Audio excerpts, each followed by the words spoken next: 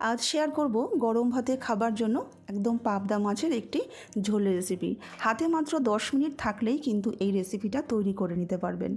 রেসিপিটি তৈরি করবার জন্য 6 পিস পাবদা মাছ নিয়েছি, সামান্য নুন, হলুদ আর সামান্য একটু সর্ষের তেল এখানে দিয়ে দিচ্ছি, যেহেতু আঁশবিহীন মাছ। সমস্ত মাছগুলোর গায়ে নুন হলুদ মাখিয়ে রেখে দিচ্ছি। একটা মশলা তৈরি করে নেব। বাটি দিয়ে দিচ্ছি 2 চামচ জিরের গুঁড়ো, 1 চামচ ধনের গুঁড়ো, হাফ চামচ হলুদের গুঁড়ো, 1 চামচ কাশ্মীরি লঙ্কার গুঁড়ো, সামান্য একটু জল দিয়ে গুলে রেখে দিচ্ছি। এই জল দিয়ে গুলে রেখে দিলে মশলাটা কিন্তু একদম বাটা মশলার মতনই স্বাদ আসবে। কড়াইতে দিয়ে দিচ্ছি 4 থেকে 5 চামচ মতন সর্ষের তেল। সর্ষের তেলটা একটু গরম করে নিয়ে সামান্য একটু নুন দিয়ে দিচ্ছি। নুনটা দিলে মাছটা কিন্তু ফাটবে না আর নিচেও কিন্তু আটকে যাবে না।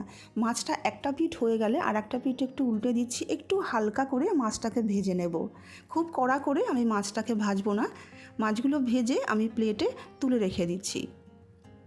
দুটো ব্যাচে মাছগুলো আমি ভেজে প্লেটে তুলে রেখে দিচ্ছি। এবার ওই তেলের মধ্যেই সামান্য একটু গোটা জিরে ফোড়ন দিচ্ছি।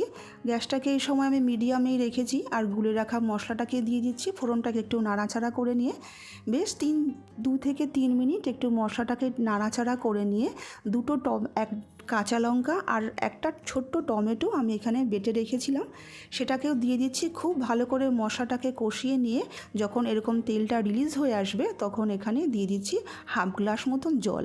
আপনার পরিমাণ মতনই জলটা এখানে দেবেন, যতটুকু প্রয়োজন। স্বাদ মতো নুনটাকে দিয়ে দিচ্ছি। এবার ঝোলটাকে ফুটতে দেব। ঝোলটাকে মিনিট 3-4 একটু ফুটিয়ে নেব। তারপরে আমি মাছটাকে দিয়ে দিচ্ছি। মাছটাকে দিয়ে কিন্তু খুব বেশি ফোটানো যাবে না, যেহেতু এটা নরম মাছ, বেশি ফোটালে কিন্তু মাছগুলো ভেঙে যাবে। একটা পিঠ হয়ে গেলে আর একটা পিঠে একটু উল্টে দিয়ে কয়েকটা ছেঁড়া কাঁচা লঙ্কা, সামান্য একটু ধনেপাতা, সামান্য একটু গরম মশলা দিয়ে দিচ্ছি। এবার সব কিছু খুব ভালো করে একটু মিশিয়ে নিয়ে মিনিট 3-4 ফুটিয়ে নিয়ে গ্যাসটাকে অফ করে দিচ্ছি। তৈরি হয়ে গেল একদম কম তেল মশলায় পাবদা মাছের ঝোল।